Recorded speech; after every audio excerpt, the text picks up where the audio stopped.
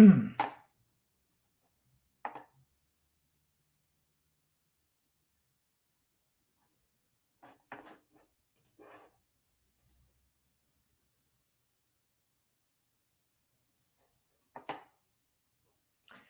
destined for greatness in the new righteous kingdom.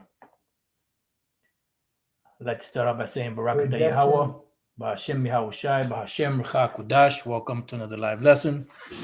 You just heard the name of this one. We're destined for greatness in the new righteous kingdom. This is a title, that came to me in two parts.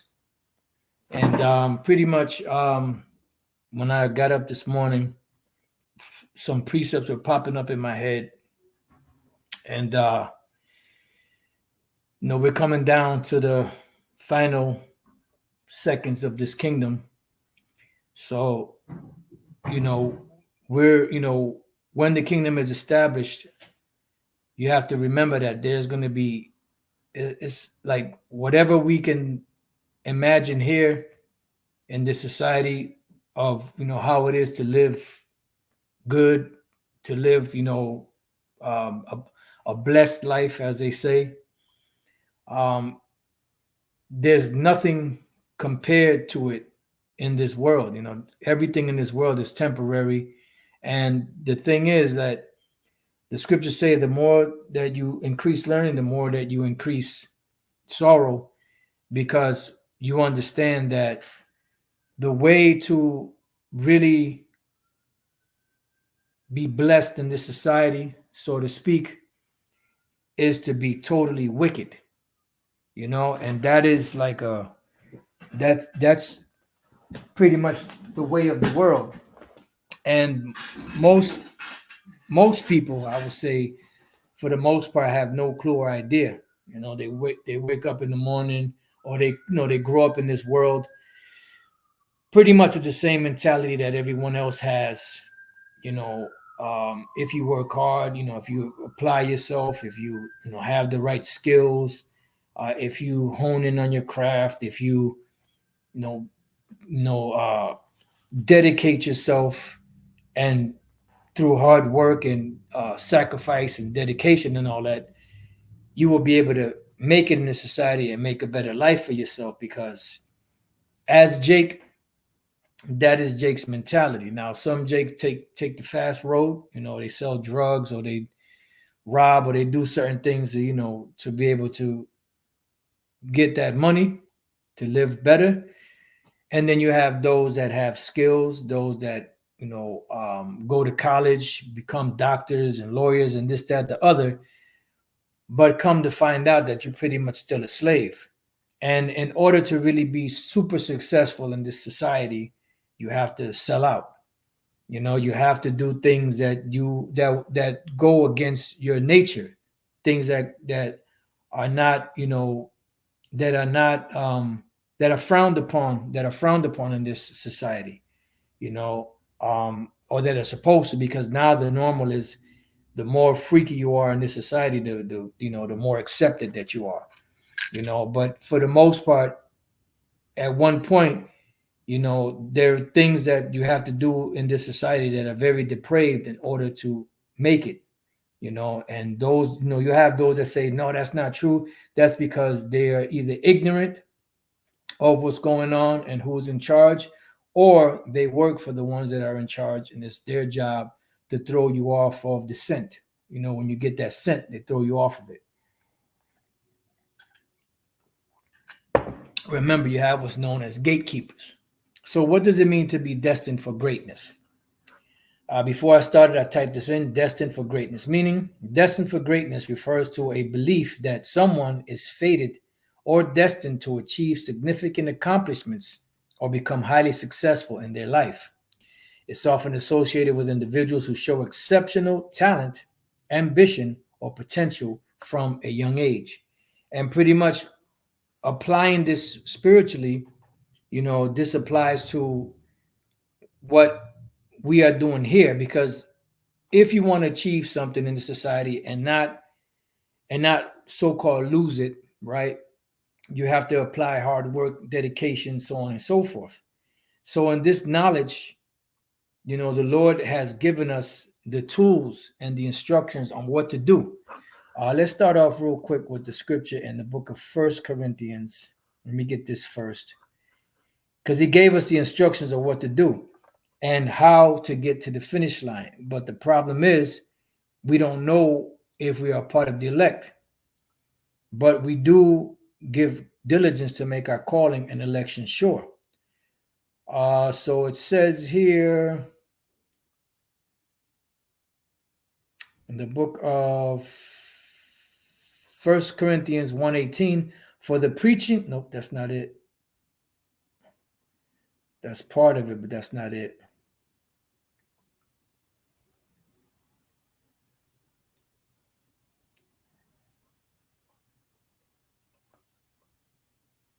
Just bear with me 1 second. 21. For after that, in the wisdom of the Most High, the world by wisdom knew not the Most High. It pleased the Most High by the foolishness of preaching to save them that believe. See? So what we're doing to the Lord is really foolish. So we would be considered the foolishness of the Most High. So the foolishness of the Most High, as we read further down, we start at 26. For you see your calling, brethren, how that not many wise men after the flesh, not many mighty, not many noble are called. But the Most High has chosen the foolish things of the world to confound the wise, and the power hath chosen the weak things of the world to confound the things which are mighty. So we have a blueprint of what to do. And what is that? Preaching. Just like when we heard the word, whether we, well, most brothers now heard it on YouTube, or they might have heard it from brothers on the street. Like back then, you had individuals that learned the knowledge, and they would be in certain circles and they would teach certain individuals.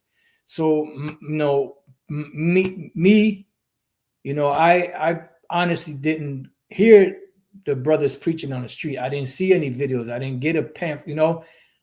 It was an individual that was around me at the time, in the world that I was in. He was around me and he would teach, a group of us, and that's how I learned about the Israelites, So this is how you hear the word. And then when you hear the word, you come into this thing and you learn, you study, you learn, and then you go out there and you teach.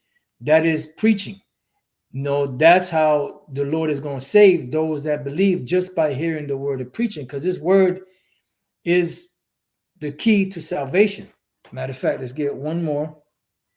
Let's go to James, because nothing says it better than the scriptures. James chapter 1 and verse 21.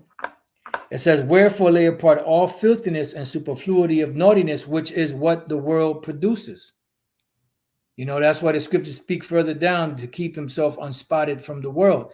This world is filthy. It's spotted. If you're trying to make it in society, you're going to lose, because in this society, there's things that you have to do in order to climb up the ladder of success, so to speak.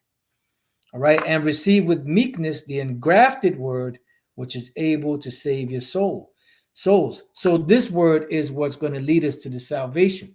So those that believe it are going to be blessed. They're going to receive it. They're going to hold on to it and be delivered, because they're going to also teach it. The men are going to teach it. But the ones that refuse it and the ones that put it away are going to be destroyed, because they're despising the only way to salvation. And this way to salvation, I believe that's either 2 Peter, the 2nd chapter, or it might be Hebrews 6. So just bear with me, see if I can find it.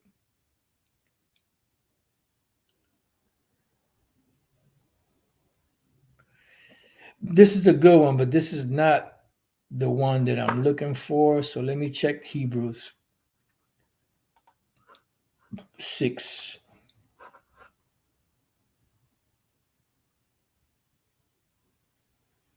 Right.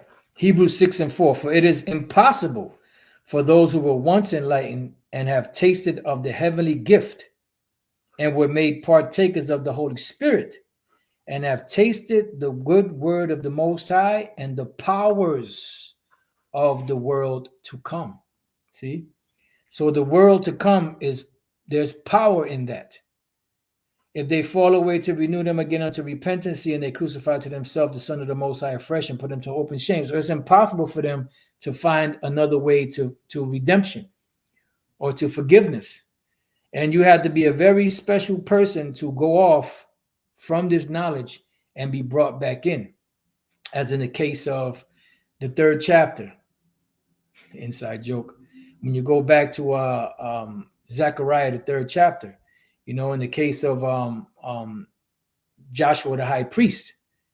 So there's not, you don't want to, take that chance, because Joshua the high priest, King David, which went off, he was a very special man to the Most High, and certain other men that are very special to the Lord, but not everybody falls under that category.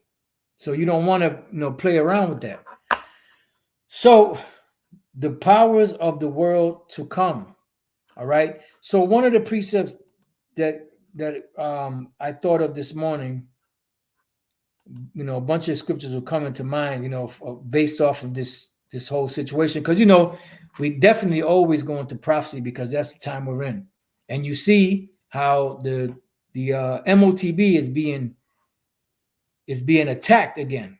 That it is the microchip. You had this individual, this major Yawasap underneath the commanding, generalship of Bishop or of Nathaniel, that was saying some stupid shit. He gonna call somebody, that's stupid.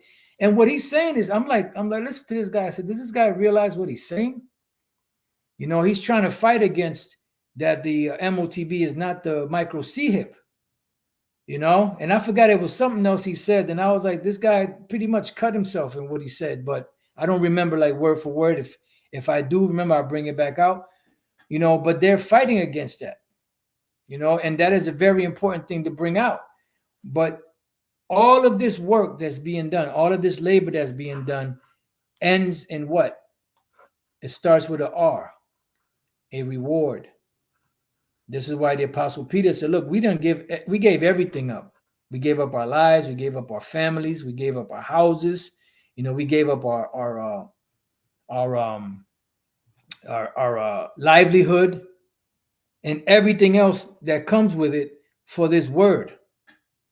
So what's going to be our reward? And this is what Yahushua said to him. Matthew 19:27. Then answered Peter and said unto him, behold, we have forsaken all and followed thee. What shall we have therefore? And Yahushua said unto them, verily I say unto you that ye, which have followed me in the regeneration, meaning when you come back, when the Son of Man shall sit in the throne of his glory, because you're going to come back, you also shall sit upon 12 thrones, judging the 12 tribes of Israel. And everyone that hath forsaken houses, or brethren, or sisters, or father, or mother, or wife, or children, or lands, for my name's sake. So now we understand why these guys are fighting so hard against this. Because they're not standing for the Yahweh's name's sake. What did the scripture say? Blessed is he that cometh in the name of the Lord. And that began with who? Elder Abba Bivens. It says, shall receive 100-fold and shall inherit everlasting life. You see? But many that are first shall be last, and the last shall be first. This was going back to the wicked Pharisees that were first. They're going to be last. Today, you could bring it up to date as far as, those that are in higher positions and, that are esteemed highly in this world. Really, they're an abomination to the Lord. And the least, beginning with the apostles, the disciples, which later became apostles, they were the least at the time. When the kingdom, they're going to be the greatest. They're going to be the first. All right, so let's go to Luke. Like I said, this is one of the precepts that came to mind. Luke 12, and I'll start at 31. The point is in 32. But rather seek ye the kingdom. Matter of fact, 29. And seek not ye what you shall eat or what you shall drink, neither be ye of doubtful mind. So this is what the world looks for. And that's why they want to be successful, because they want to have a comfortable life. They want to provide for themselves, for their mamas, in certain cases, not many, for their pops, for their woman, for their family, auntie, whatever person they hold dear to them, or loved ones they hold dear to them. That's what they're doing. That's why they, sacrifice themselves. They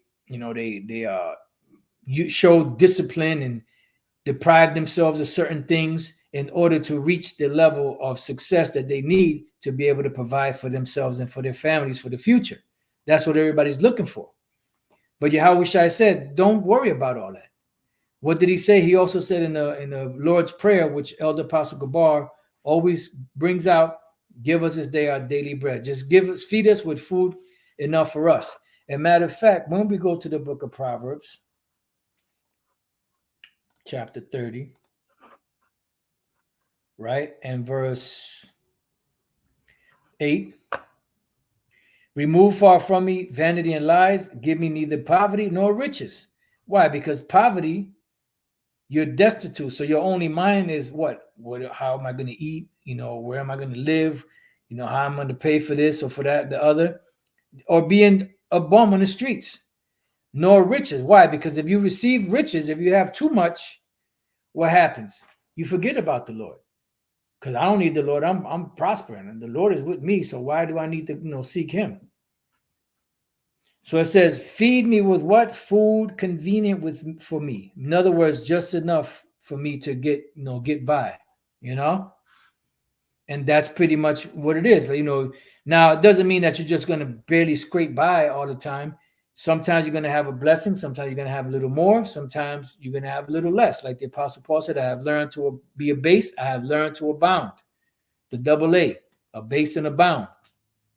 And then there's times when you're doing good and you see your brother might be not doing so good and you kind of help him out. Or not kind of, you help him out. And vice versa. When he's doing good and you're not doing so good, he helps you out. So it balances out. You have some brothers that have very good jobs. They get paid very good money, but they're dividing what they make, to help other brothers too. So therefore, sometimes they find themselves in a jam, and then another brother will come through. Don't worry about it, brother. You've been taking care of us. You came into a little blessing. Here you go. That's for you. You see? It says, least I be full and deny thee for too many riches, and say, who is the Lord Yahweh Bashem El Shai? Or least I be poor and steal and take the name of my power in vain, right? Because you'll do things that'll go contrary to what the scriptures say. So going back to Luke 12 and 30 now, for all these things do the nations of the world seek after, because it doesn't matter what these nations worship. They could worship Buddha, they could worship Kali, they could worship Allah, they could worship all of these different deities that they worship in their countries. But the one thing that they worship, they really worship, is money. That's why Yahweh Shai said you can't serve the Most High and mammon, because the world serves mammon. What is mammon? Mammon is money, riches. And that's what these nations worship. That's why they've put away the leaders of the country, and the people have put away their morals or lowered their standard of morals to be able to make money from America. Because in order to make money from America, you have to submit to the deplorable, degenerate lifestyle of America. Because she is that harlot that sits upon many waters, and the waters of peoples and nations and multitudes and tongues. It says, and your Father knoweth that you have need of these things, but rather seek ye the kingdom of the Most High, and all these things shall be added unto you. So what is the kingdom of the Most High? It begins with this knowledge. And the kingdom of the Most High consists of the people of the Most High, which are the Israelites. And this time it's speaking about the elect. So learn the knowledge, teach the knowledge, so that those out there that are part of the elect can be drawn to this by the Father. He gives them the increase. And then everything else is going to be added, because it all comes with a reward. Our works do not go out in vain. It feels like that. Another saying the Elder Apostle Gabar says is, this is a thankless job. And then the longer you're in this thing, and the more you um, are involved in this truth, the more you come to the realization that that is a true statement. Because here it is, we've been laboring for all these years, brothers on YouTube been laboring, bringing out all kind of information, beautiful information, just heavy gems that nobody, really acknowledges. But then some clown will come on the video and hear what you say and then build on what you're saying. And now he's getting all the credit for bringing that information out. And meanwhile, they're looking at you like, no, you didn't come up with that. This guy came up with that. You see? So this is a thankless job. But the beautiful thing is, it doesn't fall on deaf ears because Yahweh Bashem Yahushai knows better. The Most High sees, though, inside joke, but it's true. You see? So it says, and all these things shall be added unto you, because we're going to receive the reward that the Lord said we will receive. Verse 32, this is the point. Fear not, little flock, for it is your Father's good pleasure to give you the kingdom. You see? And that's what we're waiting for. So that's why we hit different precepts, hit the prophecies, hit history, hit, defend the gospel, so on and so forth. And then we also do videos on the kingdom, things that are coming, the rewards that are coming, exhortations to keep going. Like Elder Pastor always after camp, he gives like a pep talk to the brothers. He may ask them a question, or he may ask them if they have anything to say, and gives them a pep talk, and gets them in that spirit, of, look, what we're doing is not in vain. Let me read a couple of these precepts on the comment board. Ecclesiasticus 9:16. Then said I, wisdom is better than strength. Nevertheless, the poor man's wisdom is despised, and his words are not heard. Woo! And that goes hand in hand with Ecclesiastes, I believe that's the 7th chapter, where it says, the words of the wise are heard in quiet, more than the fool cry of fools, something along those lines. And that is true. Beautiful. That's a beautiful precept. That's one of them. You got to wipe the dust off of that, brother. Now you brothers are on the level of dust wiping. Hebrews 6:10, for the Most High is not unrighteous to forget your work and labor of love, which you have showed toward his name. Oh, wait a minute. There goes the name again. In that you have ministered to the saints and do minister. There's a reward. And we have to believe that there's a recompense, a payment coming back.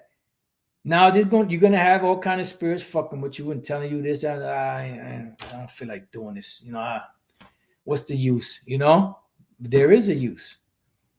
Because there is a reward, and that reward, is going to be great. It's going to far exceed anything that we could ever, imagine. All this for this. All you want is a number for this. Hold on, let me go politic this. Inside joke.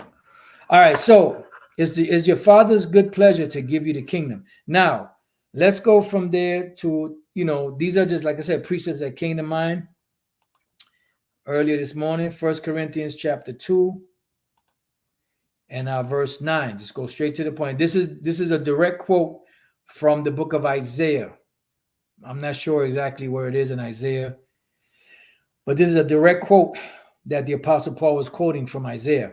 1 Corinthians 2 and 9, but as it is written, I have not seen, nor ear heard, neither have entered into the heart of man. So the brother with the most vivid imagination out there can't imagine what the kingdom of heaven has in store, what it's going to be like. What we're basing the kingdom of heaven as far as riches and having a good time and things of that nature is just based off of our experiences in this world and what we think, having a good time is and living the life is. Beautiful. He got it in Isaiah 64. But this is a bullshit kingdom. These are bullshit pleasures of the world. And in order for you to enjoy these bullshit pleasures, you have to do things that go against your character. You see? So it says, the things which the Most High hath prepared for them that love him. So no one, no matter how vivid a brother's imagination is, there's nothing in comparison to what's coming. You can't even imagine. You can't even paint into picture or paint into or write into words or give an explanation that even comes close to the majesty that's coming. That's why the name of the lesson is we are destined for greatness in the new righteous kingdom. All right. So it says, yeah,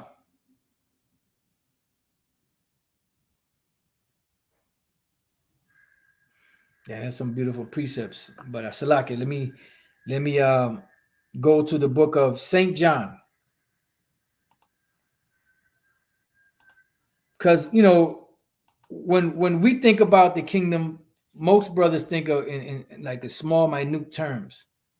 But the vastness of the kingdom, the greatness of the kingdom, and dealing with the knowledge, wisdom, understanding, and the information alone that we're going to receive when we get to the kingdom, that's on a whole nother level.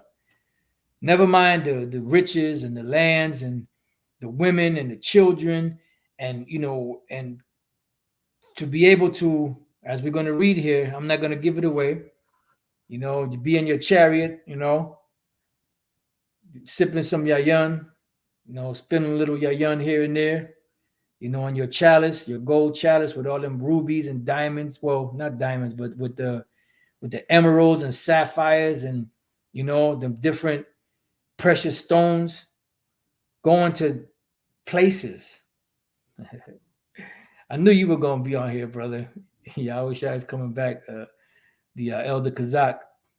Let me see. Ephesians 3:20. Now unto him that is able to do exceeding abundantly above all that we ask or think, according to the power that worketh in us.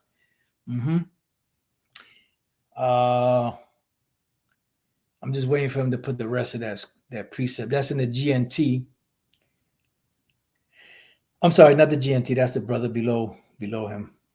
All right. So it says, John 14:1. Let not your heart be troubled. You believe in the Most High, believe also in me, right? Because there's times when you're going to go through that.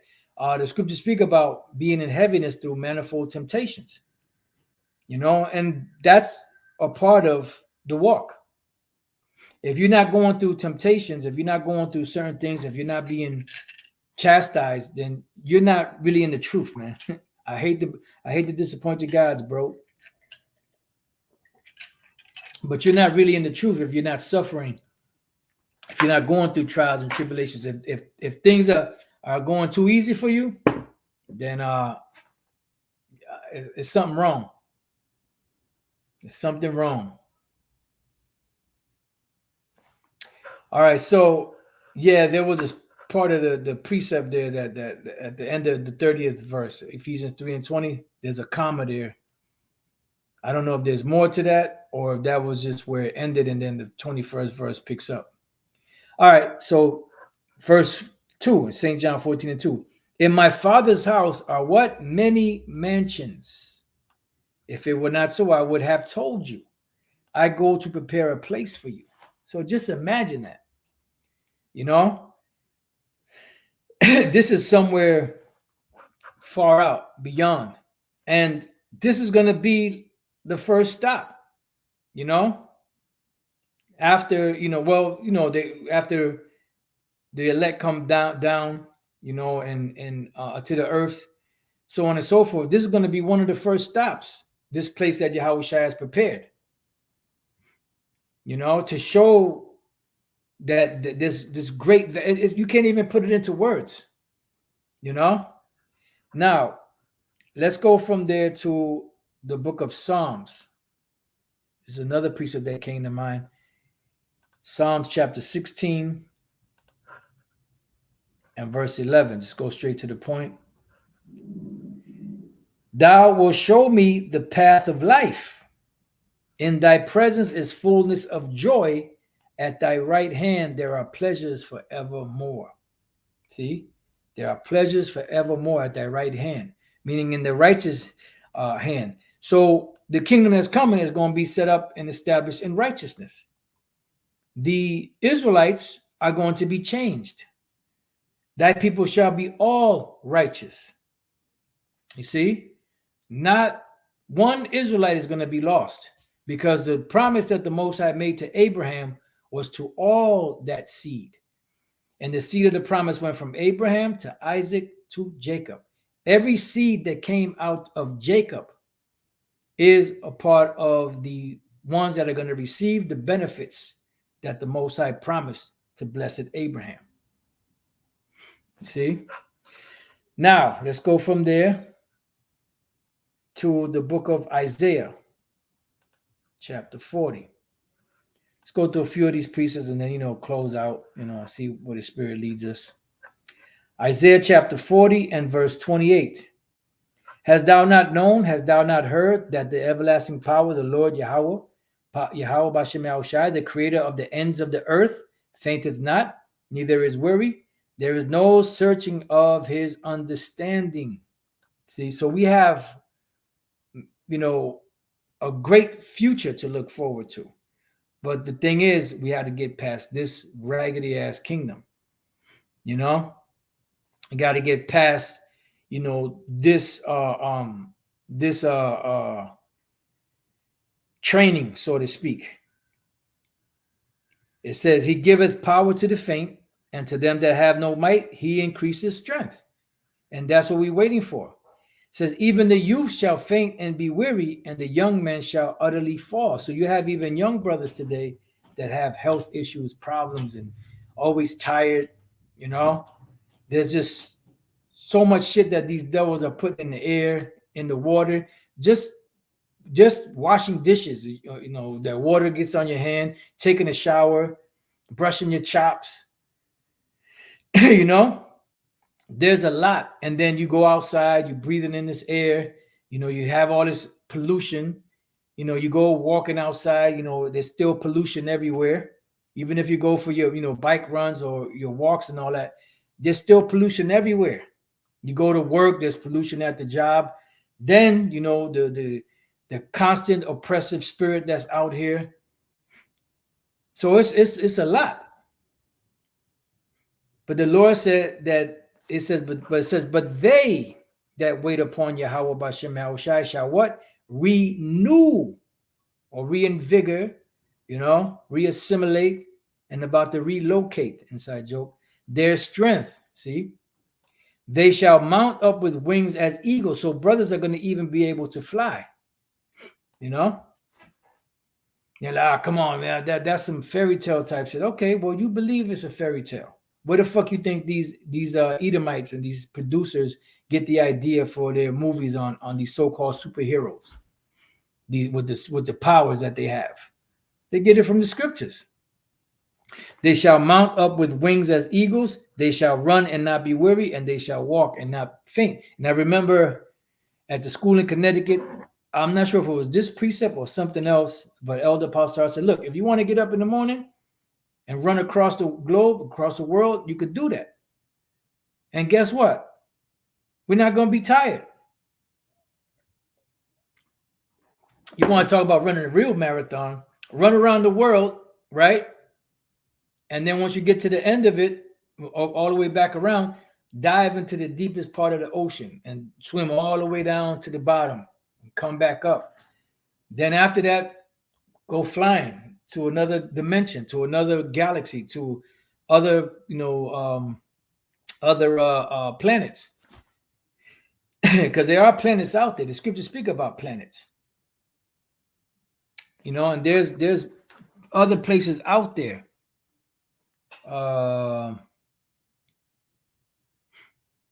Actually, I went to the wrong precept, but let's go up to the 21st verse. Have you not known? Have you not heard? Has it not been told you from the beginning? Have you not understood from the foundations of the earth? It is he that sitteth upon the what? The circle of the earth. And the inhabitants thereof are as grasshoppers, that stretcheth out the what? The heavens up in the skies, space, as a what? As a curtain, and spreadeth them out as a tent to dwell in. So what does it mean to dwell? It means to live. Because the Israelites, the Lord promised Abraham that the Israelites would be as the sand of the sea.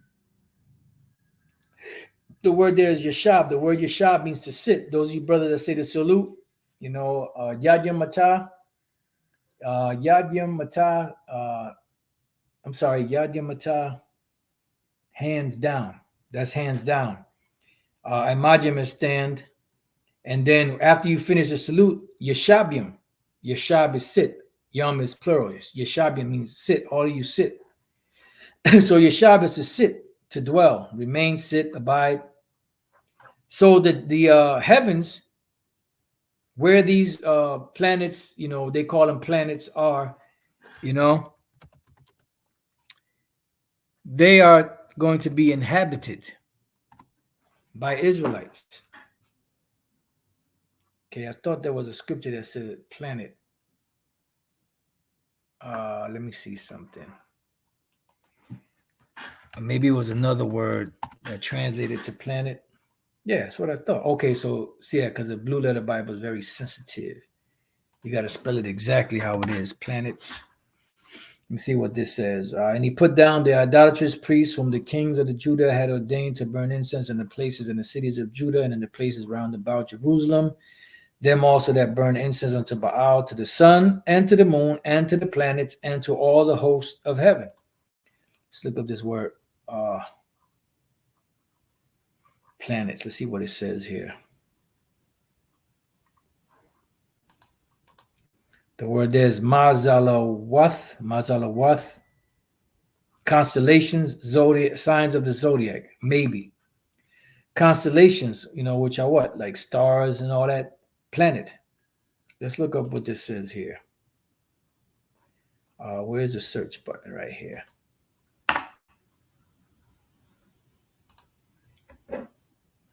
Meaning. Constellations are groups of stars in the sky that form certain patterns. There are 88 named constellations, and they take various forms. Okay, you know what? Let's see something.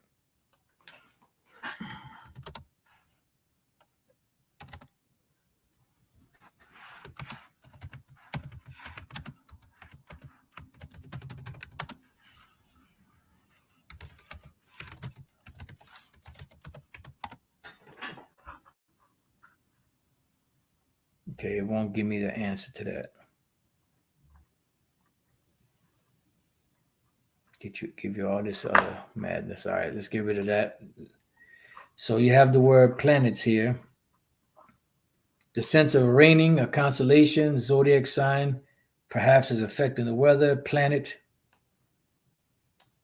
Okay, you know what? No, you know what? Let me get rid of that.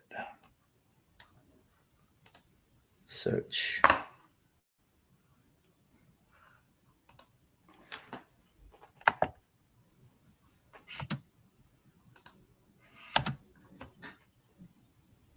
Meaning. It's an extremely large round mass of rock and metal, such as earth, or of gas, such as Jupiter. So remember what the scriptures say: at the Most High's right hand, there are what? Pleasures evermore. So he said that there's a place that he has prepared for us. All right. Let's see if we can get back to that real quick. That's Isaiah chapter 40. Psalm 16. St. John 4:2. In my Father's house are many mansions. Oh, matter of fact, let's look up the word mansions. I don't think they're going to break it down. Monet, not count the Monet. Inside joke. Staying, abiding, dwelling, abode. Yeah, to make in one's abode. That's metaphorically, but this is, an abiding, a dwelling, an abode, somewhere to live, which are what? These different planets. Because did not the Most High create the earth for man to dwell in?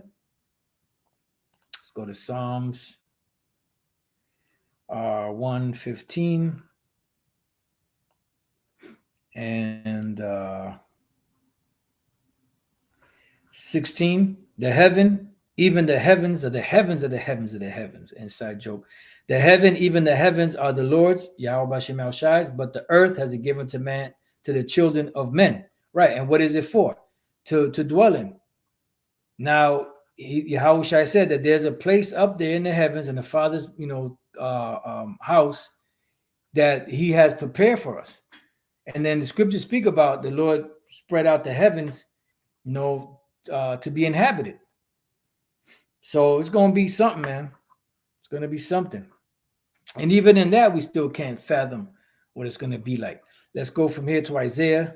And it's going to have to, because the earth is huge, but the earth is only going to be able to accommodate so many Israelites. Our people are going to be so vast. Remember, it says a small one shall become 1,000 and a little one a strong nation or something like that. So Israelites are going to multiply. Remember, just in the land of Egypt, it said the more hell they put on Jake, the more they multiplied. So look, you see that, they got all these, what's that called? Planned Parenthood places where these women kill their babies on the regular. And look at how many Jakes are still around. So just imagine that these harlots, these skanks, then murder their babies. How many more Israelites there would be here?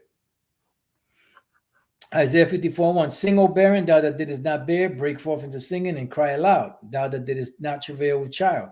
For more are the children of the desolate than the children of the married wife, saith the Lord, Yahweh Shem El Shai. This goes back to, Sarah and Hagar. Remember, Sarah was barren. Hagar, got pregnant. But the one that was barren, she has more children than the one that was, that had children. What she had Ishmael. And the Lord blessed Ishmael, gave him 12 princes.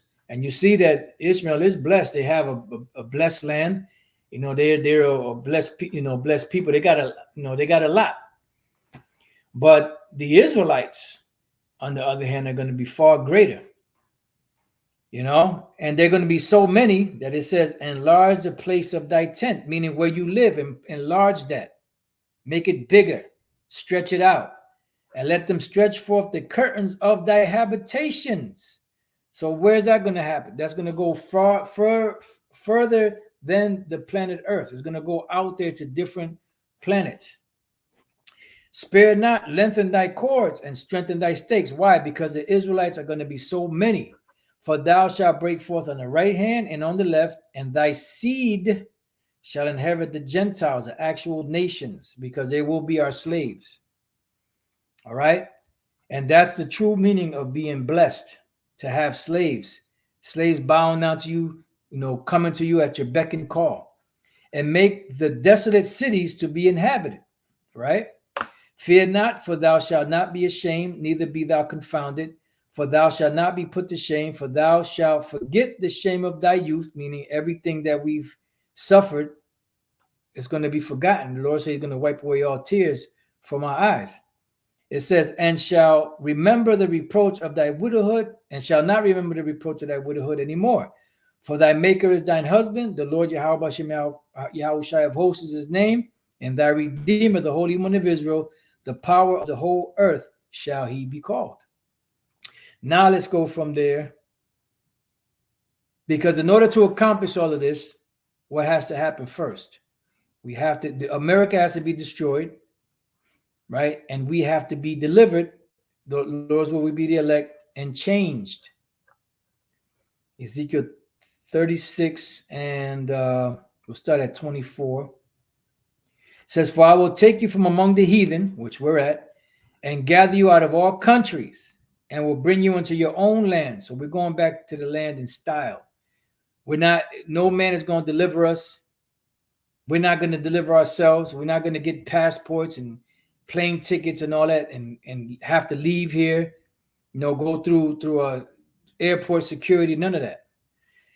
Then will I sprinkle clean water upon you, which is what? This knowledge, wisdom, understanding.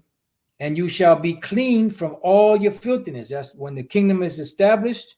And when the elect hit the sky, they will be changed, cleaned. And from all your idols will I cleanse you. A new heart also will I give you. So our minds, that what's inside is going to be changed. Because remember that the Lord gave Adam that wicked heart, you know. So that is going to be taken out. That stony heart is going to be removed, and the fleshly heart is going to be inserted. And the fleshly heart is going to be what's going to bind to righteousness. And a new spirit will I put within you, and I will take away the stony heart out of your flesh and will give you an heart of flesh. See? So the stony heart is going to be removed and the fleshly heart is going to be put in. And I will put my spirit within you and cause you to walk in my statutes, and you shall keep my judgments and do them. It says, and you shall dwell in the land that I gave to your fathers, and you shall be my people, and I will be your power. Right? Because then the Lord can dwell among us then, because we'll be cleaned up. He can't deal with us right now. We're too unclean. So let's go to Jeremiah 31. And the only way he can deal with us is through Yahushai. That's the only way. So anyone that denies Yahushai, then you don't have the Father. The Most High showed me, and the Most High showed me, and the Most High showed me. Okay. You keep believing that if you want. Jeremiah 31:31. Behold, the days come, saith the Lord Yahweh Shai, that I will make a new covenant with the house of Israel and with the house of Judah. You know what? Let me just jump to the point. Verse 33. But this shall be the covenant that I will make with the house of Israel after those days. What days? These days here right now. The days of America. Saith the Lord Yahweh Shai, I will put my law into their inward parts. Why? Because we're going to be changed. We're going to have that new heart. We're going to have the new flesh. And then the laws are going to be inserted. That's going to be the upgrade. The new reset. And write it in their hearts. Why? Because now it's going to be a fleshly heart, which is going to be able to receive the law, statutes, and commandments, not like the stony heart where it just bounces off. And they shall be my people. Boom, bottom line. Now let's go from there to 1 Corinthians 15. And 50, I'm just going to read a couple of verses there. You can read this whole chapter. It's a very good chapter. Now this I say, brethren, that flesh and blood cannot inherit the kingdom of heaven, neither doth corruption inherit incorruption. That's why we have to be changed. Behold, I show you a mystery. We shall not all sleep, but we shall all be changed, right? Because not every one of the elect is going to die. But there will be a change in a moment, in the twinkling of an eye, at the last trump, for the trump shall sound, and the dead shall be raised incorruptible, because the ones that died in the grave will go up first, and we shall be what? Changed. These bodies are going to be put off, these corruptible bodies, and we're going to get the incorruptible. For this corruptible must put on incorruption, and this mortal must put on immortality. So when this corruptible shall have put on incorruption, so the corruptible is what? The flesh. It breaks down. It's mortal. It dies. The incorruptible, it doesn't decay. Immortal means it doesn't die. And this mortal shall have put on immortality, then shall be brought to pass a saying that is written, death is swallowed up in victory. All right. Let's go back to Isaiah 54. Let me see if I still have that. Yep. Isaiah 54 and 11. It says, O thou afflicted, tossed with tempest and not comforted, behold, I will lay thy stones with fair colors and lay thy foundations with sapphires. In other words, the Lord is going to magnify us again. He's going to beautify us. And I will make thy windows of agates and thy gates of carbuncles and all thy borders of pleasant stones. This goes hand in hand with Revelation 21. Revelation 21 is really dealing with the Israelites, but there will be an actual building in the kingdom of heaven. And all thy children shall be taught of the Lord Yahweh Shemel Shai, and great shall be the peace of thy children. Yeah, because there's going to be buildings. We're not going to be living in tents. And the proof of that is that we're going to have to keep the Day of Atonement. So we're going to have to dwell in tents for that 8 days or 7 days. And then the 8th day is a high to be observed as a Sabbath.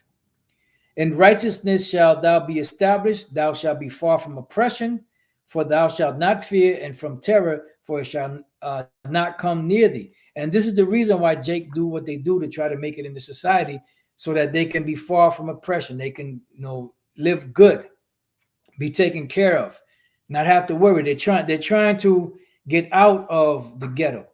They're trying to escape the ghetto, but they don't understand that the ghettos, the barrios, and all of that, those are curses that will follow you wherever you go. And the only way you can really escape it is by selling out. All right, so let's go from there to Isaiah chapter 61. We're almost done. And I'll start at verse 4. Read a couple of verses here. And they shall build up the old wastes. Yeah, because Jerusalem, Israel is going to be destroyed. So it's got to be rebuilt. They shall raise up the former desolations, and they shall repair the waste cities, the desolations of many generations, but it's going to be far greater. The latter end of the house is going to be better than the former. Oh, snap. Somebody, for the former things, I thought somebody put the scripture in Haggai. And strangers, the heathens, shall stand and feed your flocks, slavery, and the sons of the alien, heathens, shall be your plowmen and your vine dressers, slaves. But you shall be named the priests of the Lord. Men shall call you the ministers of our power, right? Because all of the men of Israel will be priests. There's not going to be the Levitical priesthood in the kingdom of heaven, because all the Israelite men will be priests and kings. You shall eat the riches of the Gentiles, the heathens, meaning get their goods. And in their glory shall you boast yourself, right? Because it's really ours. For your shame shall you have double, and for your confusion they shall rejoice in their portion.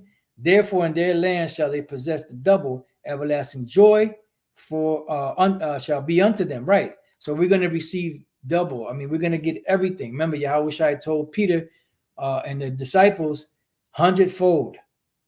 Everlasting joy. On the right hand of the Most High are pleasures evermore.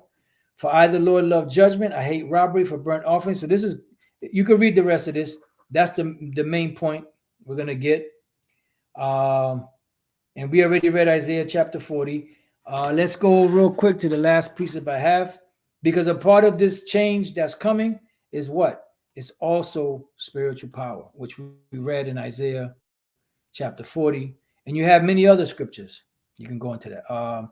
Why did I go to Zechariah 14? Not Zechariah 14, it's Zechariah 12. And verse 8, right? No. Is it 8? No, 9. Wait a minute. Zechariah 12. Oh, and 8. In that day shall the Lord defend the inhabitants of Jerusalem, and he that is feeble among them at that day shall be as David. David was a mighty man. David had spiritual powers. So the least of Israel, they're going to have spiritual power. They're going to be great and mighty like King David. And the house of David shall be as the Most High, as the power, as the angel of the Lord Yahweh B'Shem shall be before them. So on top of having a changed body, a changed, heart to the fleshly heart, laws inserted into our inward parts, we're also going to get spiritual power. So just that's unimaginable in this society. But that's what's coming. And these devils know that. That's why they put it in their movies. You see?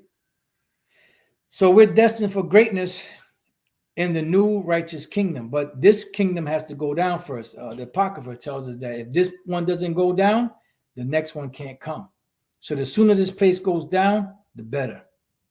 So with that, I pray that you brothers and sisters have been edified. Till the next time I say, Shalom.